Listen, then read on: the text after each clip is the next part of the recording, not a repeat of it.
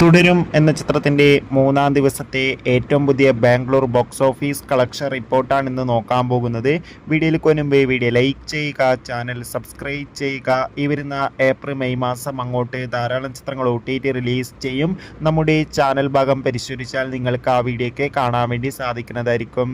തരുൺ മൂർത്തിയുടെ സംവിധാനത്തിൽ മോഹൻലാൽ, ശോഭന എന്നൊക്കെ പ്രധാന കഥാപാത്രങ്ങളായെത്തി ഏപ്രിൽ 25-ാം തീയതി റിലീസിനെത്തിയ ചിത്രമായിരുന്നു തുടരും. ചിത്രത്തിന് അതിഗംഭീര പോസിറ്റീവ് റെസ്പോൺസ് തന്നെയാണ് ഇപ്പോഴും പുറത്തുവന്നുകൊണ്ടിരിക്കുന്നത്.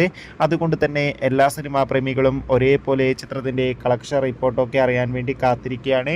ഫൈനലി ചിത്രത്തിന്റെ മൂന്നാം ദിവസത്തെ ഏറ്റവും പുതിയ ബാംഗ്ലൂർ ബോക്സ് ഓഫീസ് കളക്ഷൻ റിപ്പോർട്ടൊക്കെ പുറത്തുവന്നിരിക്കുകയാണ്. ഇപ്പോൾ കിട്ടുന്ന അപ്ഡേഷൻ പ്രകാരം തുടരും എന്ന ചിത്രത്തിന് 3 ദിവസം കൊണ്ട്, അതായത് മൂന്നാം ദിവസം മാത്രം ബാംഗ്ലൂരിൽ നിന്ന് 1 കോടിക്ക് മുകളിൽ കളക്ഷൻ നേടിയെടുക്കാൻ വേണ്ടി സാധിക്കുമെന്നാണ് ട്രാക്കിംഗ് റിപ്പോർട്ടുകൾ സൂചിപ്പിക്കുന്നത്.